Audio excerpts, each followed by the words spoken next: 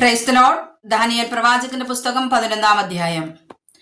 ഞാനോ മേദ്യനായ ദാര്യാവേശിന്റെ 1-ാം ആണ്ടിൽ അവനെ ഉറപ്പിപ്പാനും ബലപ്പെടുത്തുവാനും എഴുന്നേറ്റ് നിന്നു. ഇപ്പോഴോ ഞാൻ നിന്നോട് സത്യം അറിയിക്കാം. പാർസി ദേശത്ത് ഇനി 3 രാജാക്കന്മാർ എഴുന്നേൽക്കും. 4-മത്തവൻ എല്ലാവരിലും അധികം ധനവാനായിരിക്കും. അവൻ ധനം കൊണ്ട് ശക്തിപ്പെട്ടു വരുമ്പോൾ എല്ലാവരെയും യവന രാജ്യത്തിനു നേരെ ഉദ്യോഗിപ്പിക്കും. പിന്നെ വിക്രമനായ ഒരു രാജാവ് എഴുന്നേൽക്കും. അവൻ വലിയ അധികാരത്തോടെ വാണ് ഇഷ്ടം പോലെ പ്രവർത്തിക്കും. അവൻ നിൽക്കുമ്പോൾ തന്നെ അവന്റെ രാജ്യം തകർന്ന് ആകാശത്തിലെ 4 കാറ്റിലേക്കും ഭേദിച്ചു പോകും. അതവന്റെ സന്തതിക്കല്ല, അവൻ വാണിരുന്ന അധികാരം പോലെയുമല്ല. അവന്റെ രാജ്യത്വം നിർമൂലമായി അവർക്കല്ല, അന്യർക്ക് അധീനമാകും. എന്നാൽ തെക്കേ ദേശത്തിലെ രാജാവ് പ്രാബല്യം പ്രാപിക്കും. അവന്റെ പ്രഭുക്കന്മാരിൽ ഒരുത്തൻ അവനേക്കാൾ പ്രബലനായി വാഴും. അവന്റെ ആധിപത്യം മഹാ ആധിപത്യം ആയി തീരും. കുറെ കാലം കഴിഞ്ഞിട്ട് അവർ തമ്മിൽ ഏകോപിക്കും. തെക്കേ ദേശത്തിലെ രാജാവിന്റെ മകൾ വടക്കേ ദേശത്തിലെ രാജാവിന്റെ അടുക്കൽ ഉടമ്പടി ചെയ്യുവാൻ വരും. എങ്കിലും അത് നിൽക്കുകയില്ല. അവനും അവന്റെ സന്തതിയും നിലനിൽക്കുകയില്ല. അവളും അവളെ കൊണ്ടുചെന്നവരും അവളുടെ ജനകനും അവളെ തുണച്ചവനും ഭീതി വിഷയങ്ങളായി തീരും. എന്നാൽ അവനു പകരം അവളുടെ വേരിൽ നിന്നും മുളച്ച് തൈയായ ഒരുവൻ എഴുന്നേൽക്കും. അവൻ ബലം പ്രാപിച്ച് വടക്കേ ദേശത്തിലെ രാജാവിന്റെ കോട്ടയിൽ കടന്ന് അവരുടെ നേരെ പ്രവർത്തിച്ചു ജയിക്കും. അവരുടെ ദേവന്മാരെയും ബിംബങ്ങളെയും വെള്ളിയും പൊന്നും കൊണ്ടുള്ള മനോഹര വസ്തുക്കളെയും അവനെടുത്ത് മിസ്രൈമിലേക്ക് കൊണ്ടുപോകും. പിന്നെ അവൻ കുറെ സംവത്സരത്തോളം വടക്കേ ദേശത്തിലെ രാജാവിനോട് പൊരുതാതിരിക്കും. അവൻ തെക്കേ ദേശത്തിലെ രാജാവിന്റെ രാജ്യത്തേക്ക് ചെന്ന് സ്വദേശത്തേക്ക് മടങ്ങിപ്പോരും. അവന്റെ പുത്രന്മാരോ വീണ്ടും യുദ്ധം ആരംഭിക്കുകയും ബഹുപുരുഷാരമടങ്ങിയ മഹാസൈന്യങ്ങളെ ശേഖരിക്കുകയും ചെയ്യും. അത് വന്നു കവിഞ്ഞ് കടന്നുപോകും. പിന്നെ അവൻ മടങ്ങിച്ചെന്ന് അവന്റെ കോട്ട വരെ യുദ്ധം നടത്തും. അപ്പോൾ തെക്കേ ദേശത്തിലെ രാജാവ് ദേഷ്യം പൂണ്ട് പുറപ്പെട്ട് വടക്കേ ദേശത്തിലെ രാജാവിനോട് യുദ്ധം ചെയ്യും. അവൻ വലിയൊരു സമൂഹത്തെ അണിനിരത്തും. എന്നാൽ ആ സമൂഹം മറ്റവന്റെ കയ്യിൽ ഏൽപ്പിക്കപ്പെടും. ആ ജനസമൂഹം മുടിഞ്ഞു പോകും. അവന്റെ ഹൃദയം ഗർവിച്ച് അവൻ 10,000 പേരെ വീഴുമാറാക്കും. എങ്കിലും അവൻ പ്രാബല്യം പ്രാപിക്കുകയില്ല. വടക്കേ ദേശത്തിലെ രാജാവ് മടങ്ങി വന്ന് മുമ്പിലത്തേതിനേക്കാൾ വലിയൊരു ജനസമൂഹത്തെ അണിനിരത്തും. ചില സംവത്സരം കഴിഞ്ഞിട്ട് അവൻ വലിയൊരു സൈന്യത്തോടും വളരെ സമ്പത്തോടും കൂടെ പോരും.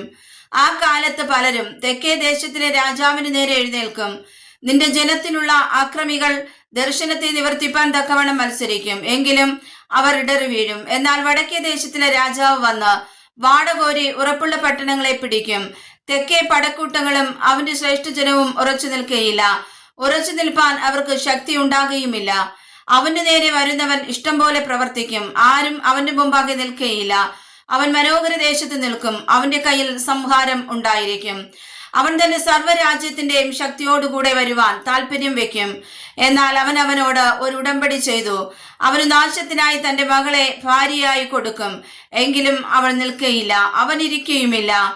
പിന്നെ അവൻ തീരപ്രദേശങ്ങളിലേക്ക് മുഖം തിരിച്ച് പലതും പിടിക്കും. എന്നാൽ അവൻ കാണിച്ചു നിന്ന ഒരു അധിപതി നിർത്തലാക്കും. അത്രയുമല്ല, അവന് നിന്ന് അവന്റെ മേൽ തന്നെ വരുത്തും.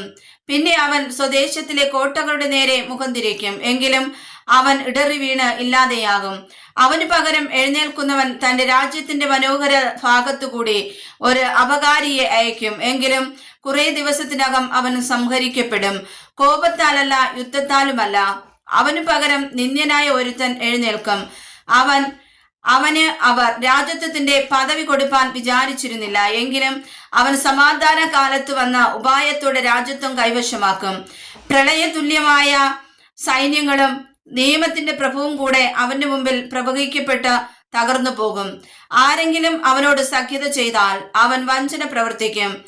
അവൻ പുറപ്പെട്ട് അല്പപടജനവുമായി വന്ന് ജയം പ്രാപിക്കും. അവൻ സമാധാന കാലത്ത് തന്നെ സംസ്ഥാനത്തിലെ പുഷ്ടിയേറിയ സ്ഥലങ്ങളിൽ വന്ന് തന്റെ പിതാക്കന്മാരോ പിതാമഹന്മാരോ ഒരു നാളും ചെയ്യാത്തത് ചെയ്യും. അവൻ കവർച്ചയും കൊള്ളയും സമ്പത്തും അവർക്ക് വിതറിക്കൊടുക്കും. അവൻ കോട്ടകളുടെ നേരെ ഉപായം പ്രയോഗിക്കും. എന്നാൽ കുറെ കാലത്തേക്കേയുള്ളൂ. അവൻ ഒരു മഹാസൈന്യത്തോടു കൂടെ തെക്കേ ദേശത്തിലെ രാജാവിന്റെ നേരെ തന്റെ ശക്തിയും ധൈര്യവും പ്രയോഗിക്കും. തെക്കേ ദേശത്തിലെ രാജാവും ഏറ്റവും വലിയതും ശക്തിയേറിയതുമായ സൈന്യത്തോടുകൂടെ യുദ്ധത്തിന് പുറപ്പെടും. എങ്കിലും അവർ അവന്റെ നേരെ ഉപായം പ്രയോഗിക്കൊണ്ട് അവൻ ഉറച്ചു നിൽക്കുകയില്ല. അവന്റെ അന്നം കൊണ്ട് ഉപജീവനം കഴിക്കുന്നവൻ അവനെ നശിപ്പിക്കും. അവന്റെ സൈന്യം ഒഴുകിപ്പോകും, പലരും നിഹതന്മാരായി വീഴും. ഈ രാജാക്കന്മാർ ഇരുവരും ദുഷ്ടത പ്രവർത്തിപ്പാൻ ഭാവിച്ചും കൊണ്ട് ഒരേ മേശയിങ്കൽ വെച്ച് ഭോഷ്ക് സംസാരിക്കും. എങ്കിലും അത് സാധിക്കുകയില്ല.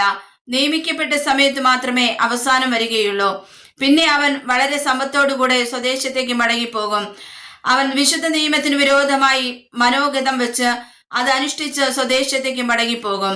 നിയമിക്കപ്പെട്ട കാലത്ത് അവൻ വീണ്ടും തെക്കോട്ട് വരും. എങ്കിലും ഈ പ്രാവശ്യം മുമ്പിലത്തെ പോലെ സാധ്യമാകുകയില്ല. കിത്തീം കപ്പലുകൾ അവന് നേരെ വരും. അതുകൊണ്ട് അവൻ വ്യസനിച്ചു മടങ്ങിച്ചെന്ന് വിശുദ്ധ നിയമത്തിന് നേരെ ക്രുന്തിച്ചു പ്രവർത്തിക്കും. അവൻ മടങ്ങിച്ചെന്ന് വിശുദ്ധ നിയമത്തെ ഉപേക്ഷിക്കുന്നവരെ ആദരിച്ചുകൊള്ളും. അവൻ അയച്ച സൈന്യങ്ങൾ അണിനിരന്ന് വിശുദ്ധ മന്ദിരമായ കോട്ടയെ അശുദ്ധമാക്കി നിരന്തര ഹോമം നിർത്തൽ ചെയ്ത് ശൂന്യമാക്കുന്ന മ്ലേച്ഛബിംബത്തെ പ്രതിഷ്ഠിക്കും. നിയമത്തിന് വിരോധമായി ദുഷ്ടത പ്രവർത്തിക്കുന്നവരെ അവൻ ഉപായം കൊണ്ട് വഷളാക്കും. എങ്കിലും തങ്ങളുടെ ദൈവത്തെ അറിയുന്ന ജനം ഉറച്ചു നിന്ന് വീര്യം പ്രവർത്തിക്കും. ജനത്തിൽ ബുദ്ധിമാന്മാരായവർ പലർക്കും ബോധം വരുത്തും. എങ്കിലും കുറെ കാലത്തേക്ക് അവർ വാൾ കൊണ്ടും തീ കൊണ്ടും പ്രവാസം കൊണ്ടും കവർച്ച കൊണ്ടും വീണുകൊണ്ടിരിക്കും. വീഴുമ്പോൾ അവർ അല്പസഹായത്താൽ രക്ഷ പ്രാപിക്കും. പലരും കപടഭാവത്തോടെ അവരോട് ചേർന്നുകൊള്ളും. എന്നാൽ അന്ത്യകാലം വരെ അവരിൽ പരിശോധനയും ശുദ്ധീകരണവും നിർമ്മലീകരണവും സാധിക്കേണ്ടതിന് ബുദ്ധിമാന്മാരിൽ ചിലർ വീഴും. നിശ്ചയിക്കപ്പെട്ട കാലത്ത് മാത്രം അന്തം വരും. രാജാവോ ഇഷ്ടം പോലെ പ്രവർത്തിക്കും. അവൻ തന്നെ താൻ ഉയർത്തി ഏതു ദേവനും മേലായി മഹത്വീകരിക്കുകയും ദൈവാദി ദൈവത്തിന്റെ നേരെ അപൂർവ കാര്യങ്ങളെ സംസാരിക്കുകയും കോപം നിവൃത്തിയാകുവോളം അവന് സാധിക്കുകയും ചെയ്യും. നിർണയിക്കപ്പെട്ടിരിക്കുന്നത് സംഭവിക്കുമല്ലോ. അവൻ എല്ലാറ്റിനു മേലായി തന്നെത്താൻ മഹത്വീകരിക്കയാൽ തന്റെ പിതാക്കന്മാരുടെ ദേവന്മാരെയും സ്ത്രീകളുടെ ഇഷ്ടദേവനെയും യാതൊരു ദേവനെയും കൂട്ടാകുകയില്ല. അതിനു പകരം അവൻ കോട്ടകളുടെ ദേവനെ ബഹുമാനിക്കും. അവന്റെ പിതാക്കന്മാർ അറിയാത്ത ഒരു ദേവനെ അവൻ പൊന്നുകൊണ്ടും വെള്ളി കൊണ്ടും രത്നങ്ങൾ കൊണ്ടും മനോഹര വസ്തുക്കൾ കൊണ്ടും ബഹുമാനിക്കും. അവൻ ഒരു അന്യദേവന്റെ ജനത്തെ കോട്ടകളുടെ കൊത്തളങ്ങളിന്മേൽ ആക്കി വെക്കും. അവനെ സ്വീകരിക്കുന്നവന് അവൻ മഹത്വം വർദ്ധിപ്പിക്കും. അവൻ അവരെ പലർക്കും അധിപതികളാക്കി ദേശത്തെ പ്രതിഫലമായി വിഭാഗിച്ചു കൊടുക്കും. പിന്നെ അന്ത്യകാലത്ത് തെക്കേ ദേശത്തിലെ രാജാവ് അവനോട് എതിർത്തുമുട്ടും. വടക്കേ ദേശത്തിലെ രാജാവ് രഥങ്ങളോടും കുതിരച്ചേവകരോടും വളരെ കപ്പലുകളോടും കൂടെ ചുഴലിക്കാറ്റുപോലെ അവന്റെ നേരെ വരും. അവൻ ദേശങ്ങളിലേക്ക് വന്ന് കവിഞ്ഞ് കടന്നു പോകും. അവൻ മനോഹര ദേശത്തിലേക്കും കടക്കും. 10,000 പേർ ഇടറി വീഴും. എങ്കിലും ഏദോമും മോവാബും അമ്മോന്യ ശ്രേഷ്ഠന്മാരും അവന്റെ കയ്യിൽ നിന്ന് വഴുതിപ്പോകും. അവൻ ദേശങ്ങളുടെ നേരെ കൈനീട്ടും. മിസ്രയീം ദേശവും ഒഴിഞ്ഞു പോകുകയില്ല. അവൻ പൊന്നും വെള്ളിയുമായ നിക്ഷേപങ്ങളെയും മിസ്രയീമിലെ മനോഹര വസ്തുക്കളെയും കൈവശമാക്കും. ലൂബിയരും കൂശ്യരും അവന്റെ അനുചാരികൾ ആയിരിക്കും. എന്നാൽ കിഴക്കു നിന്നും